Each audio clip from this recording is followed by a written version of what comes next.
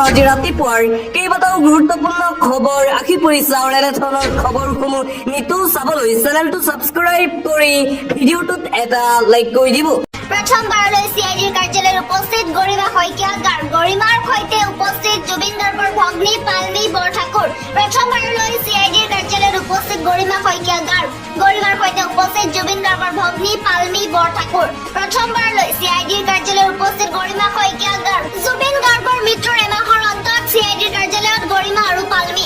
আজি দুয়োৰে ভাষ্য গ্ৰহণ কৰিব SIT-য়ে। প্ৰথমবাৰলৈ চিআইডিৰ কাৰ্যালয়ত উপস্থিত গৰিমা শইকীয়া গাৰ্গ। ইয়াৰ পাছৰ অনেক বিগ ব্ৰেকিং নিউজ। জুবিন ক্ষেত্ৰত বিজেপিৰ SOP নচলিব, যেতিয়াই মন যায় তেতিয়াই যাম। জুবিন ক্ষেত্ৰত বিজেপিৰ SOP নচলিব, বিজেপিয়ে জানি লোৱাটো ভাল। এই ধৰণৰ ৰাজনীতি কৰি লাভ নাই। দুখীয়া দৰিদ্ৰৰ সাহস আছিলে জুবিন দা। জুবিন ক্ষেত্ৰত চৰকাৰৰ SOP-ক লৈ জিতু বৰুৱাৰ ডাঙৰ মন্তব্য। জুবিন দাৰ চিঞৰ শুনিলে ৰজা ঘৰিয়াই ভয় খাইছিলে, যেতিয়াই মন যায় তেতিয়াই যাম জুবিন ক্ষেত্ৰলৈ। তাৰ পাছৰ অনেক বিগ ব্ৰেকিং নিউজ। জুবিন গাৰ্গৰ মৃত্যুৰ এসপ্তাহ পূৰ্বে আপুনি কথা পাতিছিলে নেকি জুবিনৰ সৈতে? হোৱাটছএপ এপত মেছেজ কৰিছিলে নেকি জুবিন গাৰ্গৰ লগত? জুবিন গাৰ্গৰ মৃত্যুৰ এসপ্তাহ পূৰ্বে আপুনি কথা পাতিছিলে নেকি জুবিনৰ সৈতে? হোৱাটছএপত মেছেজ কৰিছিলে নেকি জুবিন দাৰ লগত? মৃত্যুৰ এসপ্তাহ পূৰ্বে আপুনি ফোন কৰিছিলে নেকি জুবিন দাক? জুবিন গাৰ্গৰ মৃত্যুৰ এসপ্তাহ পূৰ্বে আপুনি কথা পাতিছিলে নেকি জুবিনৰ লগত? ইয়াৰ পাছৰ অনেক বিগ ব্ৰেকিং নিউজ। ছিংগাপুৰত পোৱা গ'ল লাগতীয়াল তথ্য। 10 দিনৰ ভিতৰত আমি ভাল ৰিজাল্ট পাম। আমি আমাৰ লাগতীয়াল সকলো তথ্য পাইছো। জুবিন গাৰ্গ থকা হোটেলৰ CCTV ফুটেজ ছিংগাপুৰ আৰক্ষীক বিচৰা হৈছে। শীঘ্ৰেই আমাক তদন্তৰ ক্ষেত্ৰত প্ৰয়োজনীয় তথ্য দিব বুলি কৈছে।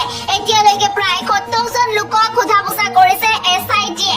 জুবিন গাৰ্গৰ মৃত্যুত হোৱা ঘটনাস্থলীত SIT-য়ে পৰিদৰ্শন কৰিছে। ছিংগাপুৰত গোচৰটোৰ বাবে প্ৰয়োজনীয় যথেষ্ট তথ্য পোৱা গৈছে। সেই বৈঠকতে ছিংগাপুৰৰ মৰণোত্তৰ প্ৰতিবেদন SIT-ক দিছে।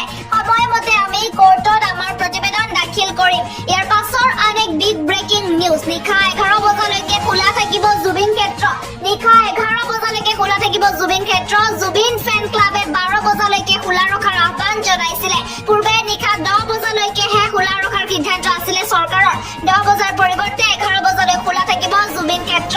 নিশা 11 বজালৈকে খোলা থাকিব জুবিন ক্ষেত্ৰ। জুবিন ফেন ক্লাবৰ আহ্বানৰ পাছতে মুখ্যমন্ত্ৰীৰ ঘোষণা। জুবিন ফেন ক্লাবৰ আহ্বানৰ পাছতে মুখ্যমন্ত্ৰীৰ ঘোষণা। ইয়াৰ পাছৰ অনেক বিগ ব্ৰেকিং নিউজ। 1 নৱেম্বৰৰ লক্ষাধিক লোকে কঁপাব উজনি। জনজাতিকৰণ নিদিলে উৎখাত হ'ব চৰকাৰ।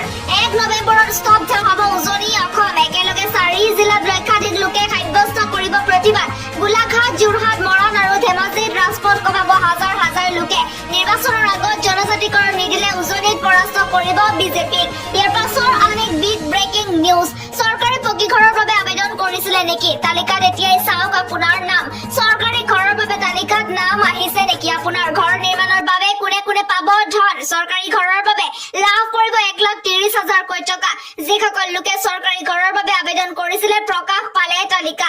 ঘৰ লাভৰ বাবে জিঅ' টেগিং কৰা লোকৰ নামৰ তালিকা প্ৰকাশ। তালিকাত কিদৰে চাব আপোনাৰ নাম? জিলা সমষ্টি ভিত্তিত চাওক আপোনাৰ নাম। যাৰ এতিয়াও কেঁচা ঘৰ আছে তেওঁলোকে শীঘ্ৰেই পাব পকী ঘৰ। ইয়াৰ পাছৰ অনেক বিগ ব্ৰেকিং নিউজ। চৰকাৰী কৰ্মচাৰীসকলে ট্ৰিপল বোনাছ পাব। দৰমহা বৃদ্ধিৰ আটাইতকৈ ডাঙৰ আপডেট। কেন্দ্ৰীয় চৰকাৰৰ কৰ্মচাৰীসকলৰ বাবে ডাঙৰ খবৰ আহি পৰিছে, কিয়নো এই মাহৰ শেষৰ ফালে কেন্দ্ৰীয় চৰকাৰৰ কৰ্মচাৰীসকলৰ বাবে 3টা ধামাকা থাকিব। সপ্তম দৰমহা আয়োগ। প্ৰথমবাৰৰ বাবে কেন্দ্ৰীয় চৰকাৰৰ কৰ্মচাৰীসকলৰ DA বৃদ্ধি হ'বলৈ গৈ আছে। সূত্ৰ অনুসৰি কেন্দ্ৰীয় চৰকাৰৰ কৰ্মচাৰীসকলৰ বাবে 5ৰ পৰা 6% DA বৃদ্ধি হ'বলৈ গৈ আছে। ইয়াৰ পাছৰ অনেক বিগ ব্ৰেকিং নিউজ। KYC নকৰা গ্ৰাহকে নাপাব ৰেচনৰ চাউল। নিয়ম ভংগ কৰিলেই জেললৈ যাব লাগিব দোকানী। যিকোনো অভিযোগৰ বাবে